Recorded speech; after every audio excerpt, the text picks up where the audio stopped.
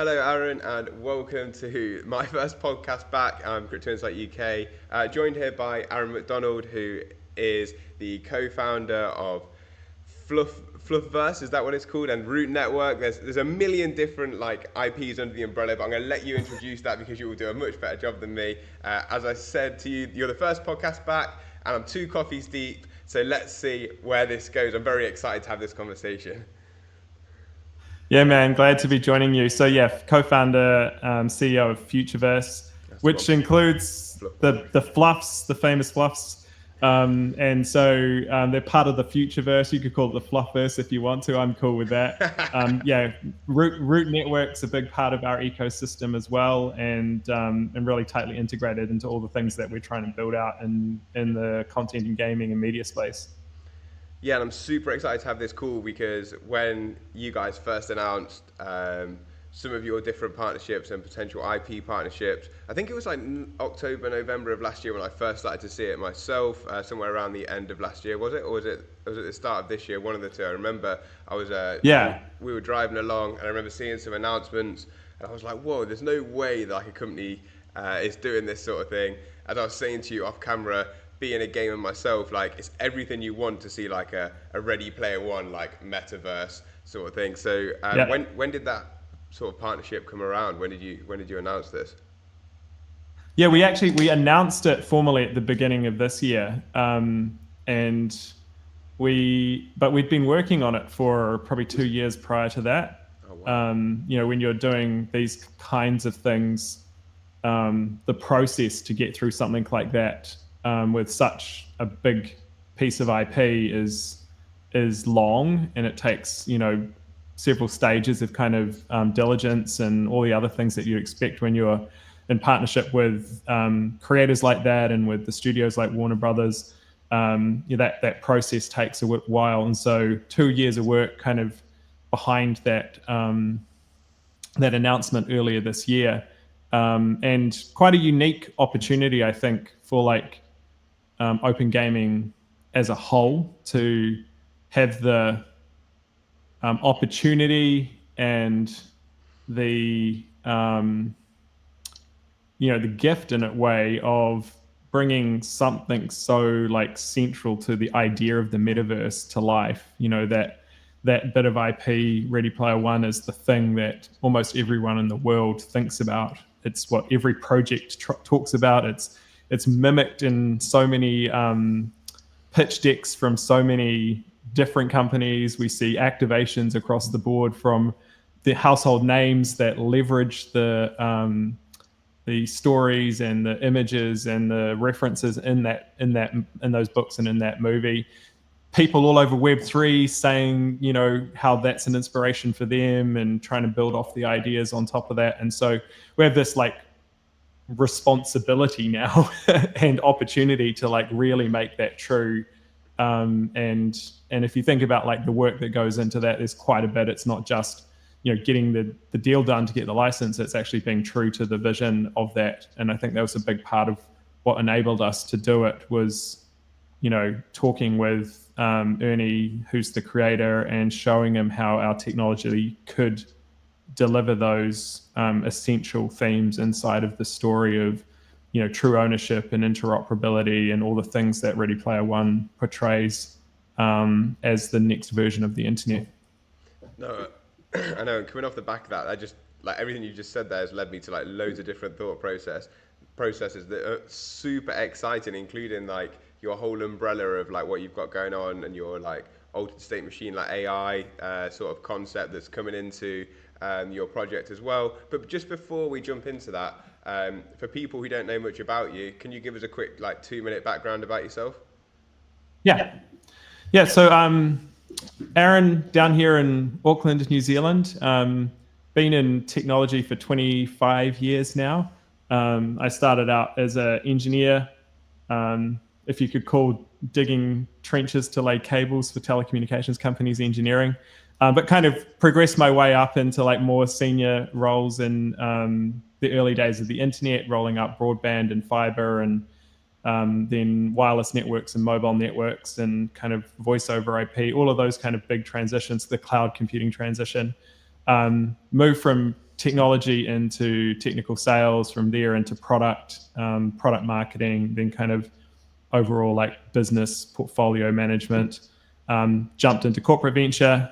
From there, spent some time doing corporate venture, and then made my way out into startup land about 10 years ago now.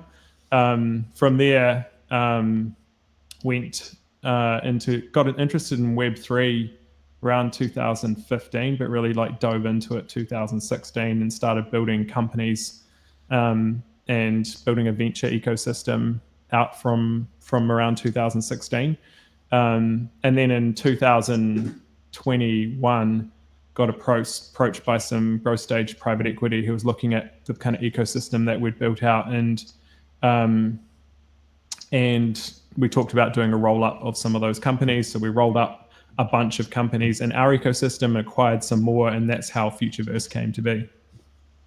Yeah, like as I said, this looks to be so much under your umbrella. I don't know how you manage to like keep track of it all the time, to be honest. So getting into it, can you explain to me like what not Fluffverse, which is obviously my brain going mad, but what Futureverse actually is for us a little bit, please? Yeah, I think so. Futureverse is a media tech company. So we're kind of operating at the intersection of technology and media. And that means things like video gaming, or like entertainment, music, digital fashion, all of that kind of stuff. And we really have like 3 bits to the business, supported by one mission. And our mission really is to make the ideas that you see in something like Ready Player One come to life, to actually make the vision that everyone has for the metaverse true. And our deep belief is that for Web3 to play a role in that content and media space, the key thing that it delivers in terms of value is ownership. In fact, that's the whole reason for Web3. From the Bitcoin white paper forward, it's all been about digital property rights online. And so that's like the one superpower Web3 has. And in the content domain, it's kind of quite weak. So you can own like an NFT, for example, say your Bored Ape, but most of the time, and especially when it comes to like the 3D versions of that, you don't really own it, because the token is owned, but all of the content and the goodness that sits behind it really isn't. And you have a kind of ownership, I guess, which was like money in the bank, where you kind of, bank gives you the balance, but do you really own it? Or gold in someone else's vault, or as I like to say, like a dog that lives in someone else's garage. Like you can pet it. If they let you in and play with it, you can play with it inside of the garage. They might let you take it for a walk to somewhere else, but you've got to take it back at the end of the day. And so that kind of ownership is really weak. And I think it's why the metaverse and Web3 never really lived up to its hype. And so if we can make ownership true in the same way that owning a Bitcoin means I own a Bitcoin, if I can own my 3D asset in the same way that I own a Bitcoin, then Web3 changes the game for content and media and the future of the internet. And so to do that, we've kind of done 3 things under the hood at Futureverse. One is protocols, and those protocols are about creating the data layer for ownership. Not just of your content, but of your identity, your social graph, the things that you value and you want to take through these immersive internet experiences. In particular, in the protocol layer, we invented a thing called UBF, the Universal Blueprint Framework. And what that does is it solves all of those problems with creating ownable 3D content that you can take with you, that is easily interoperable across engines and platforms and devices, and it makes it ownable on chain, just like you would own a Bitcoin. And then in the middle of the business, it's all about content generation. So if we believe like the future of the internet is this, vibrant, immersive web, then we need to make it super easy for consumers to generate those kinds of internet experiences. Otherwise, you'll be trapped inside of like games and applications that are built by big companies who have the money to afford doing that. And that's where our generative AI comes in. So in the middle of the business, it's all about using generative AI to allow people to create the worlds that they imagine, and all the content living on those protocols. And then at the top of the business, it's all about showcasing those things. So showcasing the technology through brands and IP that you already love. So that's where likes of Ready Player One comes in, and all of the other big brand partnerships, Reeboks, etc., is taking those bits of technology and demonstrating to consumers through IP, through brands they already love, why Web3 empowers open gaming and a better gaming experience, or a better immersive internet experience. Yeah, for sure. And like that leading me on to a question, I guess there is, so how does like AI play a role in Futureverse? Yeah. From my personal presumption, I thought it was going to be like changing the way like NPCs work in the game, for example. But it seems that you're talking here about having it help you create environments specifically as well. So could you just elaborate on how AI is going to be a factor of Futureverse? Yeah, and they're all actually kind of interrelated. So we have a very substantial research team in generative AI, and probably one of the largest in Web3 actually. And our scientists kind of working on three buckets, which we think are like essential to like world building. And autonomous agents is a part of that. And I'll explain how they kind of interact through this process. But essentially, we've got like two bits: the protocols for ownership and interoperability of AI things, and then we've got the content generation engines, the generative models. On the protocol side, there are two things. One's called the ASM protocol, or the Non-Fungible Intelligence Protocol. And essentially what this does is it creates a way for those agents that you talked about to be owned, or at least the data about them to be owned inside of an NFT, so that you can own an agent and take it with you from experience to experience. So the same thing we talked about with the 3D avatar, you can own the actual intelligence, the agent itself, as well. A bit. Okay. Yeah. Yeah. And then and inside of that is some smart ways to make it possible that when the agent goes from one place to another place, even if those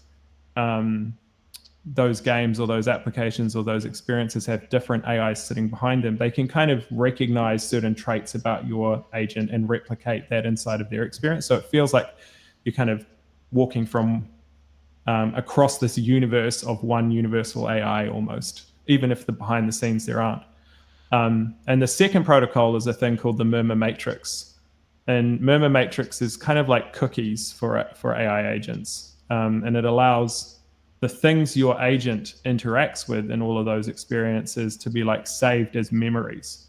So when you go from experience to experience, the agent can evolve over time based on those things. And no matter which model they're talking to behind the scene, those models can understand the previous experiences that your agent has had. So you get this like metaverse of data that's evolving, and the real metaverse lives in the data. It's not in a game or an app, it's in the data. And this data evolves based on the things you do or the things your agents do. The next thing that you can do is generate content. So I can like go into Gen Music AI now, which is one of our novel generative AI models, probably one of the best in the world, and bring a song into existence, or a soundtrack to a video game, or backing for a podcast, or whatever it happens to be. And we'll be releasing soon Altered State, which is our 3D version where you can create environments, terrain, characters, objects, all of the things that create a world. And if you bring sound and all of those things together, you can create worlds on top of it. And where it starts to get like really trippy is when those two things come together. So we can have data evolving over here based on agent interactions. And that data then is passed to a generative model on this side that generates the world for you. And we think we can get to like real-time generation. So as the agents are interacting, the world's evolving, and you're having this like real-time generation of the content based on those agent interactions. And like all on chain, so essentially like real.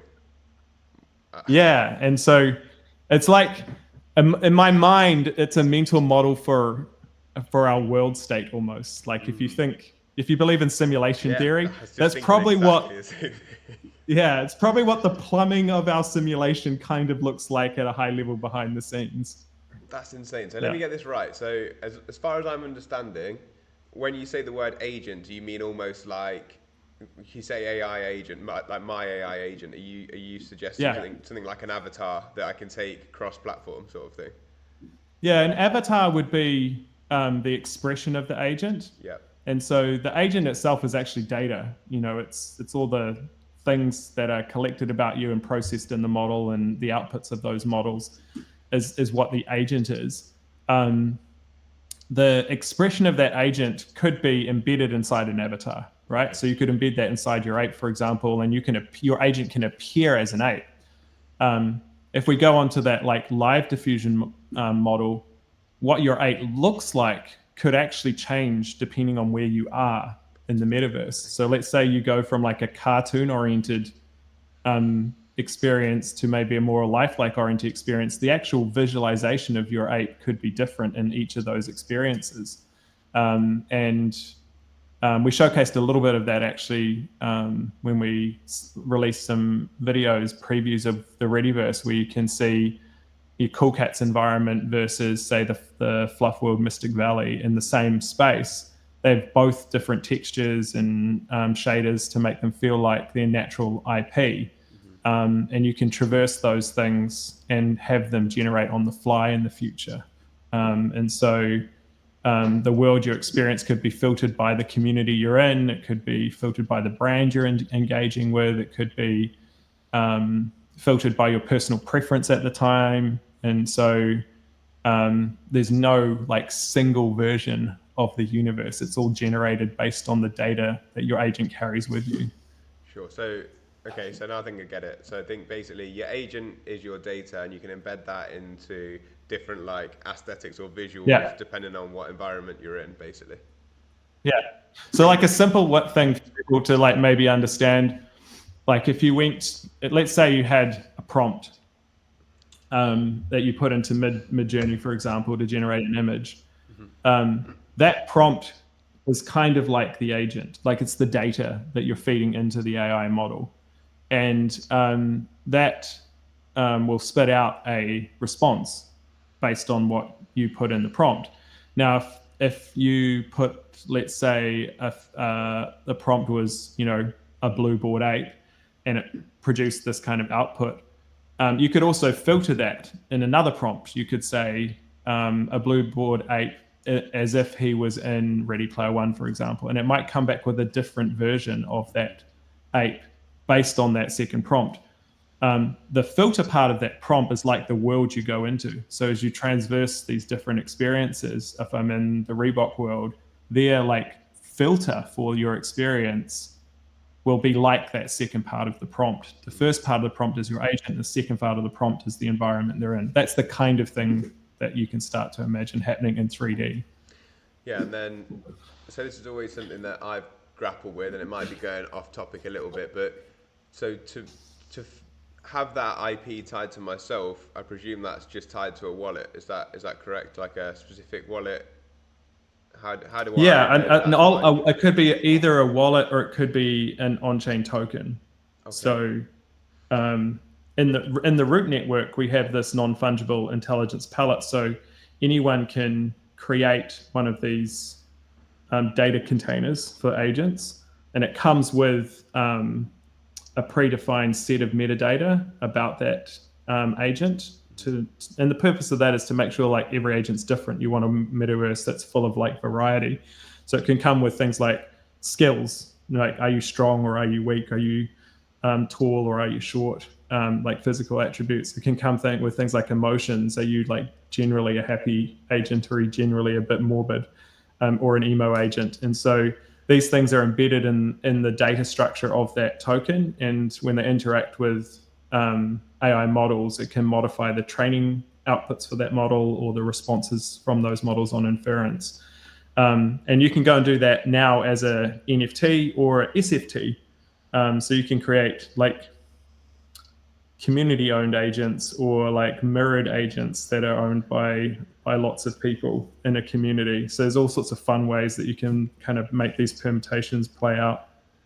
This is super exciting. It's blown my mind more than like I didn't know we were anywhere near like this sort of advancement, I guess, or this sort of level of technology at the minute. So it's blown my mind that you're doing this. So above at like a I'm just thinking of like a know your customer sort of level. Do you have to comply with anything?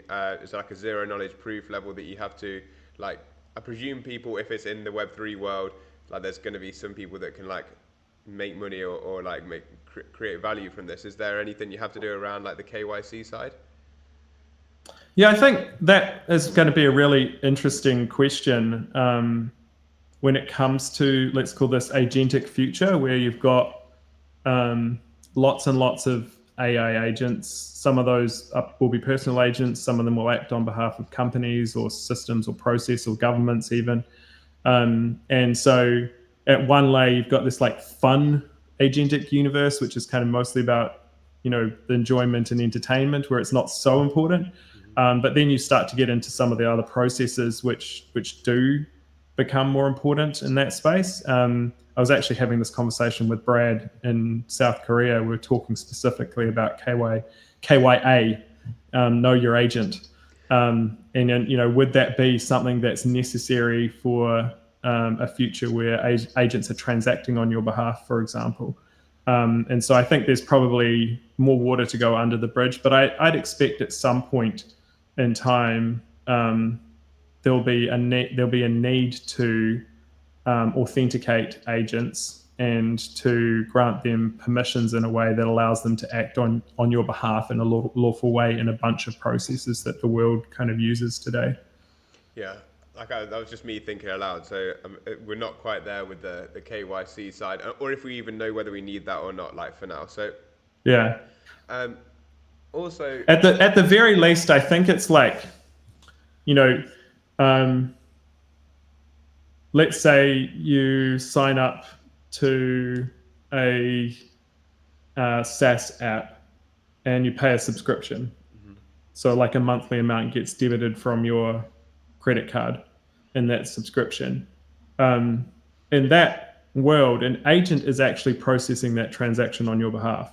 So that's an agent-centric transaction where the agent of the payment company, let's say Stripe or someone like that, is actually saved your permissions and is their agent, cron job or whatever it is on a monthly basis, is actually going and processing that transaction for you. Mm-hmm. So this already exists somewhat. It's not like totally novel. And in those processes, they have to make sure they've verified you and verified your permission to do that. So I expect that same thing to travel through. What's going to be super interesting is when the agents have agency.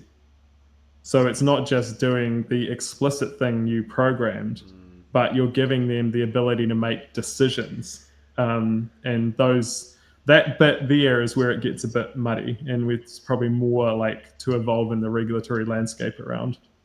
Yeah, like when your character's playing as you when you're not online.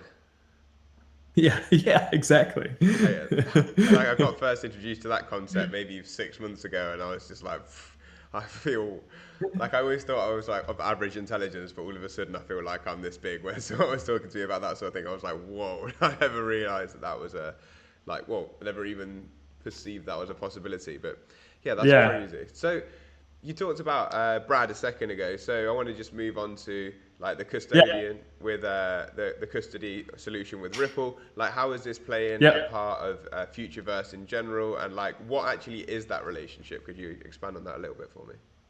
Yeah, so one of the protocols that Futureverse has developed is developing is a thing called Otto, and Otto is a network that has been designed for the scenario, one of the scenarios we just talked about actually, where there are certain kinds of applications or business processes or transactions where the counterparties need to know who each other are, or at least need to know that they're verified, and where regulatory environments only permit those kinds of verified actors to interact with each other.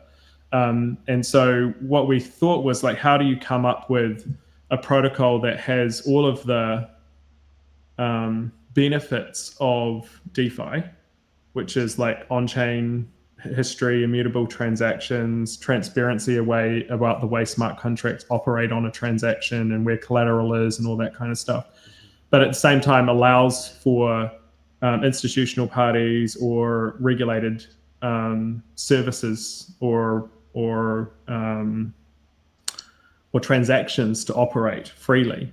And so Otto was built on that premise, and Otto is like a public permissionless network at the infrastructure layer. So nodes are public, anyone can run infrastructure, anyone can verify and validate transactions, all of that kind of stuff. But to get an account on Otto, you have to go through an KYC onboarding process. And so everyone knows that every account on the network is KYC'd. And so when they transact with each other, they can have some confidence that the pool of transactions isn't muddied by anything dirty. The second thing is when you're in that environment, you want to make sure that the assets operating in the environment are also clean. And so how an asset gets into Otto is through a regulated custodian. And so we designed a system where you can integrate with a custody provider and store your assets with them. They will do the asset onboarding like they do and the know your asset checks. And then they mint a synthetic on Otto representing that asset.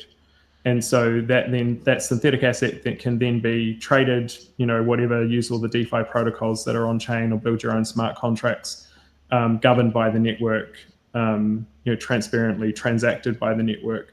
But both the counterparties and the assets inside of the network are, have gone through this kind of process.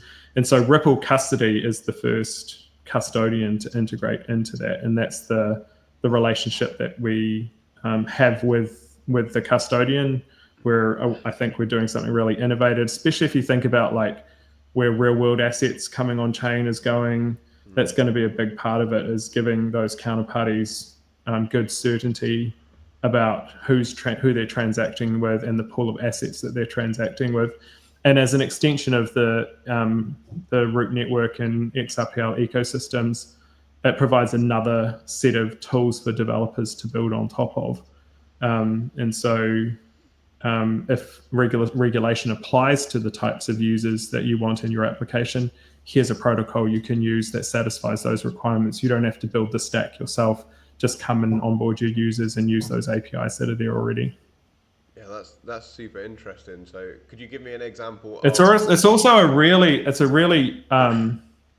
I think a really safe way to get lots of different kinds of assets in the same network, because custodians already have the ability to connect to lots of different networks, and there's a lot of like safety and security around those custody vaults. You can have some confidence that if you deposit a non-native asset into Otto, that at least it's protected by the custodian, it's insured by the custodian, all of those kinds of things, as opposed to maybe trusting a third-party bridge that might be a few multi-sigs away from being hacked.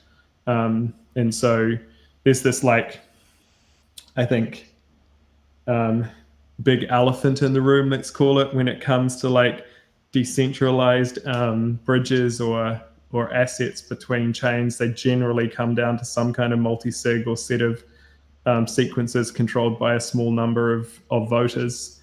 And so, it's kind of decentralization theater a lot of the time, and a huge amount of risk for not too much, permissionless control. Not everything's like that, but a lot of it's like that. And so this offers like a mid-ground for people who may be a little bit less risk tolerant to get most of those benefits without having to take on all of those risks. Yeah, sure. So it's kind of like they're operating on the like business infrastructure layer for like the stuff that you're doing. So could you just give me an example of like maybe an asset that they would be custodian for you inside this Futureverse? Yeah, so let's, for example, to make it simple, like if you wanted to to do something DeFi with your XRP, you could deposit that into the Otto custodial account, which is running on the Ripple custody infrastructure. Sign up for an account on Otto, and then hold that synthetic XRP in your wallet and start to interact with the DeFi protocols that are on Otto. Maybe lend that to someone, for example, or trade it on the Otto DEX against a Bitcoin pair, for example. And so all of those financial type transactions users can start to do with assets which they might not be able to do natively on chain, or do with assets that might not be bridged to their chain, or do it with counterparties who they know that they can tick at least some of the things that are required from a regulatory monitoring point of view.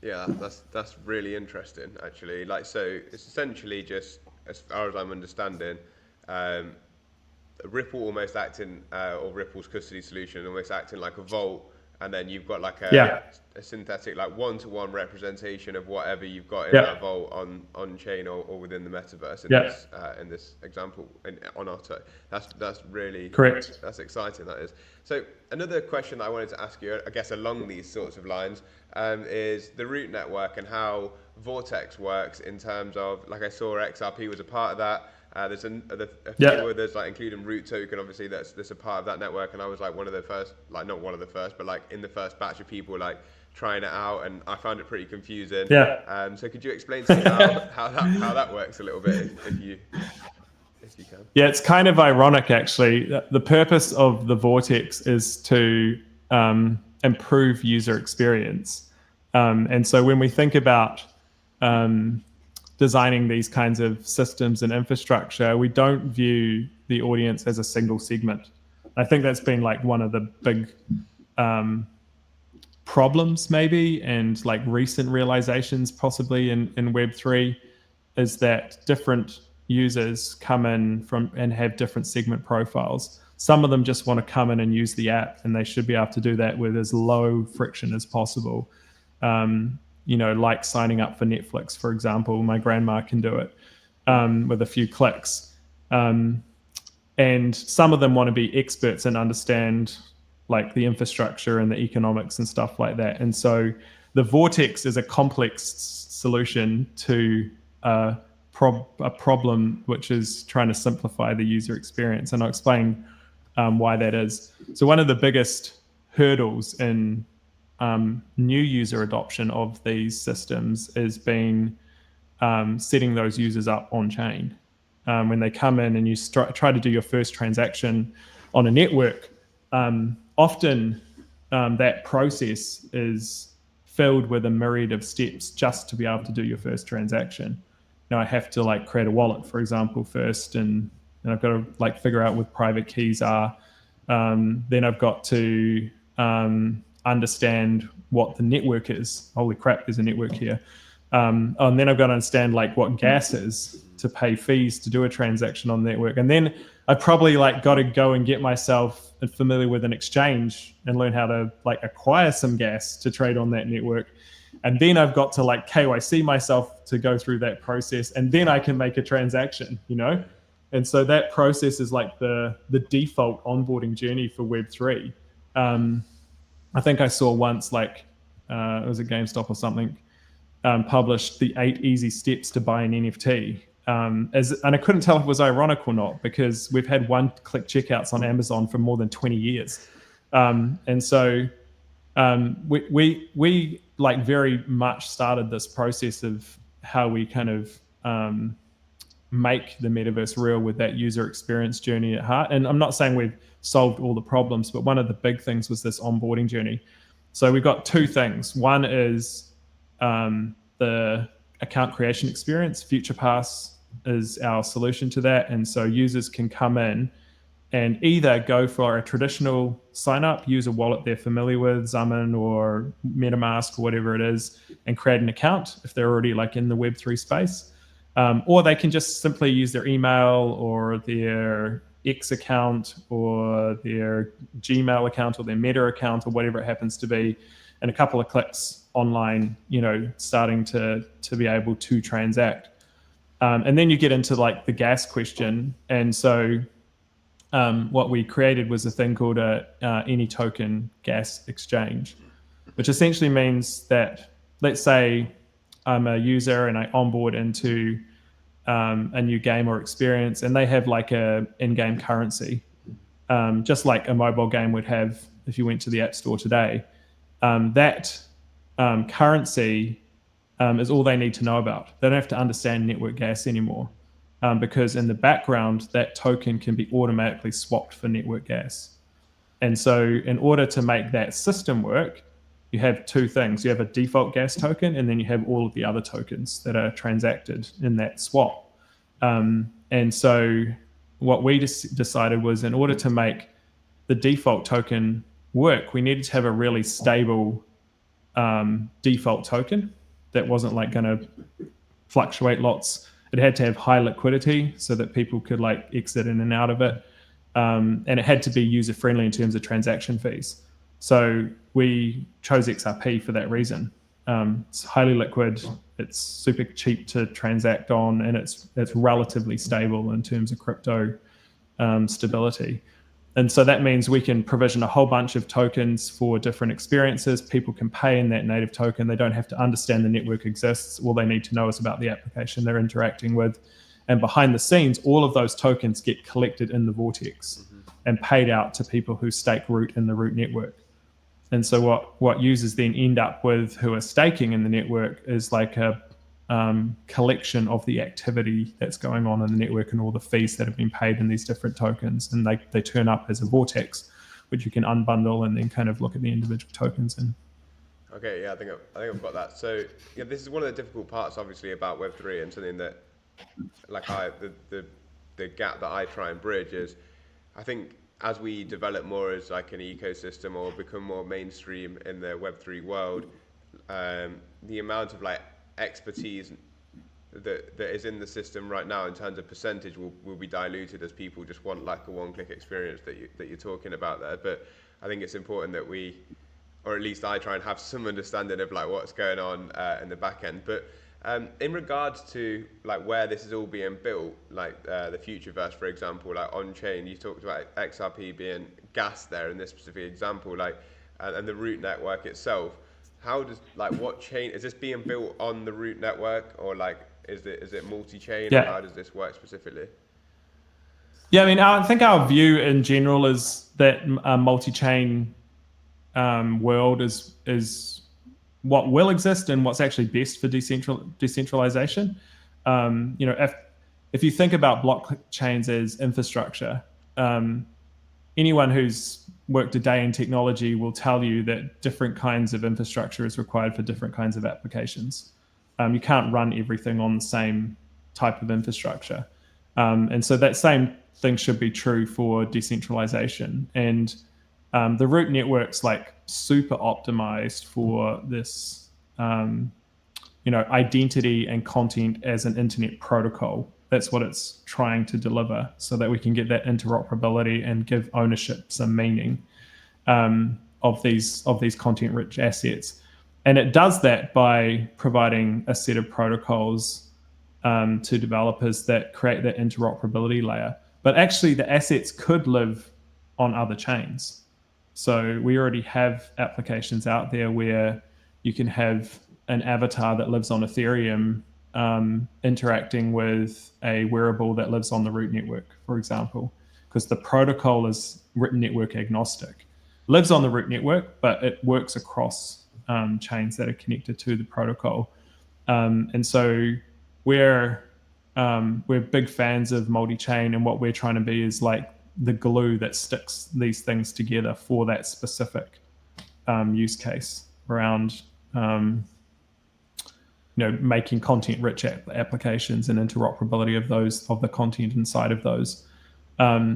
It's also really useful for onboarding real new users. So there's a bunch of like DeFi builders who are building on the root network that are using those tools and the protocols on root network to build out DeFi use cases. But the value proposition for them is, how do we like onboard users simply and do that journey in a safe way? And so even though that's our primary focus, there are these kind of spill-off benefits in other use cases as well. So we're very deeply integrated into the XRP ecosystem. There's connectivity between Root Network AMM and the XRPL AMM. There's ability to bridge tokens both ways, NFT bridging both ways soon.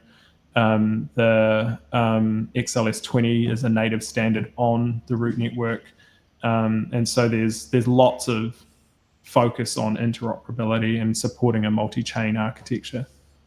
And it's all about like providing more useful things for people to do with the things they love or own. Yeah. No, yeah, I understand that. And I'm cautious of time here, so I don't want to keep you too long. But I've got a few questions that I wanted to ask you, like from personal perspectives. One is the battle royale that's like potentially coming out.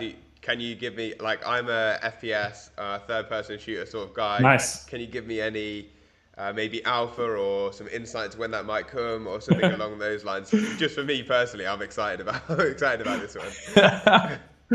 I mean, I'm playing it already. Okay. So that's like any indication of how much progress the team has made. Every month is a step change in terms of like functionality and vibrancy and fun.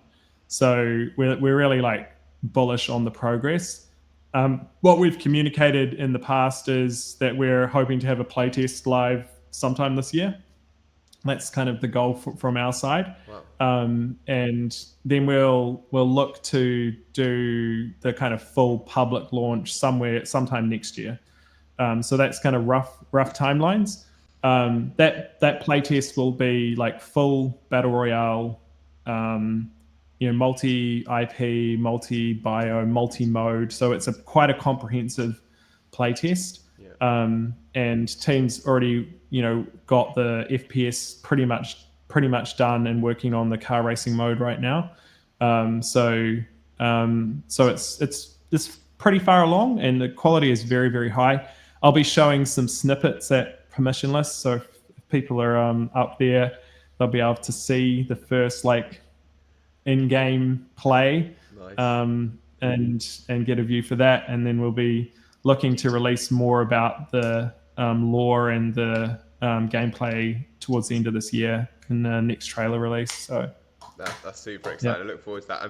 And like, I'm a console player though, so please can you aim it? Yeah, we're targeting PC and current generation consoles. So awesome. That's more announcements to be made on that, but yeah, very cool. Any idea of like the scale of it? Can you give me any clue about that, or are you not like got that locked down yet? What do you mean by scale? Like how many participants can be in an environment? So it's targeting like a Fortnite type experience. Okay, cool. Competitive FPS in the first biome, and so I think you can kind of expect that type of thing in the Readyverse, which is it's kind of the partner experience and launcher, but more where the social stuff and UGC stuff happens. That's got the opportunity to scale for like big, social events and the type of things that you kind of might do in a concert or something like that. That's really targeting that more social experience. There are probably like some interesting game modes that you can get into when you're talking like large numbers of player scaling, but it's, in my view, it's still early days on whether that's fun and playable. Sure. I think people have these ideas about what's possible, and I think there'll be some really interesting experiments come out to show what's fun from that possibility. Because in my view, like, maybe you don't want to have 10,000 people crammed into a small place if you're trying to do a battle royale. That could be like fun-ish, but also kind of annoying at the same time. Yeah, I think maybe like a once in the month specific prize that if you win the 10,000, then everyone. This is so cool because this is like everything I envisioned the metaverse to be when Meta kind of, well, I obviously thought about the metaverse a lot before, but when Meta kind of suggested that they were almost going to be like a launcher, that's essentially what they would want it to be, like an open platform that you could launch into like e-commerce or like concert, for example, here, or like a game, for example. It looks like you guys are trying to build that with Readyverse, Root Network, Fluff World, Futureverse. What did they want to call it? Fluffverse, sorry. Futureverse. All of it looks so exciting. So I've got like a couple more questions and I'll let you go. But I always try to finish my podcast with a bit of a personal section about like who it is to be a person like in your position. But we've got one more question before that, and maybe one question from the community. But one question before that is, what are you most excited for in the next, let's say, 3 months? God, I'm pretty excited about permissionless next week because it'll be the first time people can see and touch some of the stuff that we've been building, particularly around this like generative AI and how that infuses with gameplay. I think that's going to be a fun moment. And also like the keynote I'm giving there is I think going to open the eyes of a lot of the people and institutions in the space about what really matters and why and how we can make Web3 gaming actually successful. So those are like two big things. Obviously, with Open coming up for playtest, that's going to be fun to see first reactions on that and like all the years of hard work that the teams have been putting into it to come to fruition. We've got a few big partner launches happening this side of Christmas, which I think will be, mind-bending in terms of like opening the opportunity for more people to come into this ecosystem. Some of the biggest communities in the world.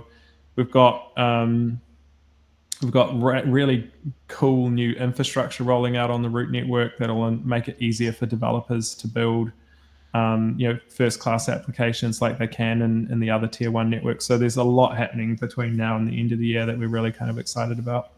You're giving me FOMO. You're giving me FOMO. Don't forget me when you need playtest as well. So I've got 2 questions here that I think are pretty good from the community, and then we'll just wrap it up with a bit of personal stuff. So R2 on Twitter said that you've hinted, and you've kind of just talked about this, is why I wanted to talk about this, at some high-level IP, at the level of Harry Potter and Star Wars potentially come into Open. Has the team been successful in securing cream of the crop like this? How has Ernie and the upcoming movie Ready Player 2 help with this? That was one of the questions. Yeah, I mean, I won't answer directly because I don't want to infringe on the NDAs or impede the conversations that are going on. What I've said in the past, and I'll repeat here, is having this IP as part of our ecosystem opens a lot of doors because we've been through that 2-year process to like get the deal in place and work with the diligence process that goes behind that and the contracting process that goes behind that. So that has opened the door to every other major studio, and any IP that you can imagine is in those conversations. And we're at different stages with different players. Some of them are like very far down the track and already kind of signed, and some of them are close to being signed, and some of them are kind of earlier stage, kind of figuring out what we want to do together, and some of them are still exploring. But we'll have some great IP that everyone knows coming into these experiences, and be fun for everyone to get to play with them. Okay, I'll make my own speculation on that when we're not on the podcast, so you don't have to give anything away. But yeah, that's fantastic. And then a final question from Noodles Wild. He said, essentially, I'm going to just try and summarize it. What DeFi opportunities do we have within the Futureverse, like the Root network or the gaming section?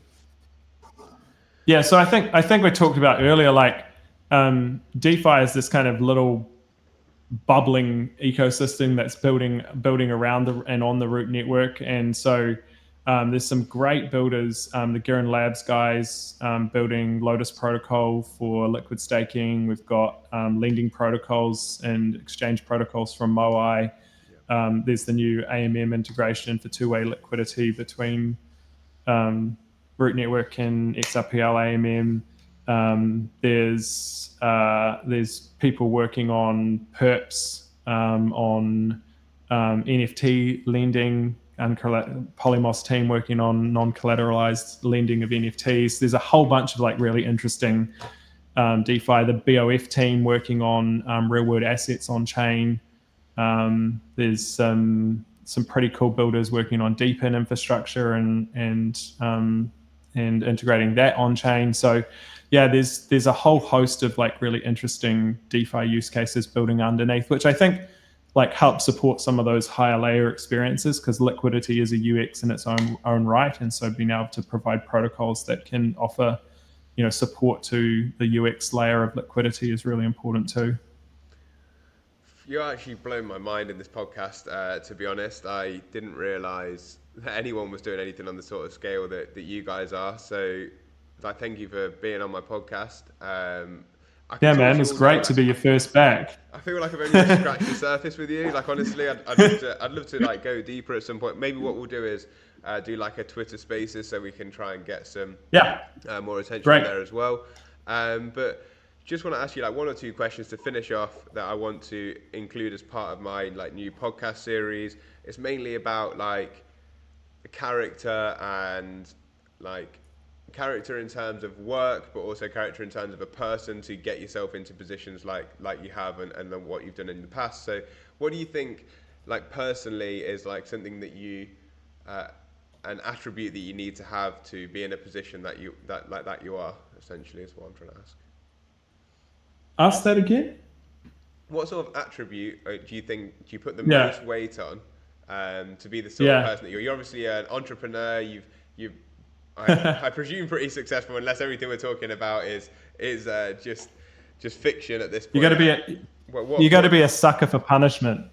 That's exactly. No, I mean, perseverance is probably the nice way to say that. Like, I think, you've got to be able to like see your way through a minefield, of doubt and self-doubt and risks and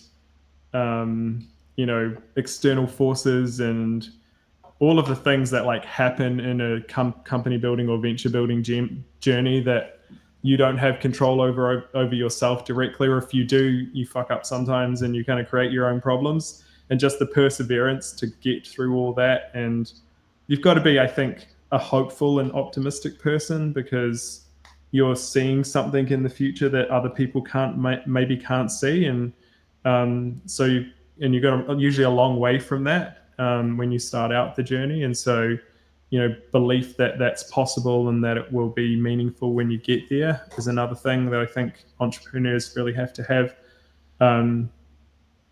You've got it. I think it's not a personal attribute, but it's something that I think is really important, is you've got to have like a good support system around you, whether that's friends or family or mentors. Choose your founders and your investors wisely, so that you've got people that understand the twists and turns of these things and can help you go on that journey. Because getting there by yourself, would be, even if you were stupid and optimistic and stubborn, you're never going to get there without having those people to help you on that journey as well. Yeah, I think that's some great advice. And then, which was going to lead me into my last question, which is, so do you have any tips that you personally like employ to your life that other people could take? Yeah,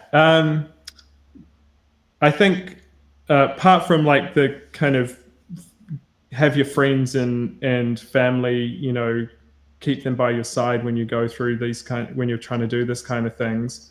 Apart from that, I'm not very good at it, let's say, but one thing I try to do is to have some time where I'm not thinking about it and just find the one thing that helps you zone out, whether that's exercise. For me, it's going out in the paddock at my batch and pulling weeds and just kind of getting out of the digital space and doing something like physically manual that's mindless and touching the ground and getting back to earth a little bit.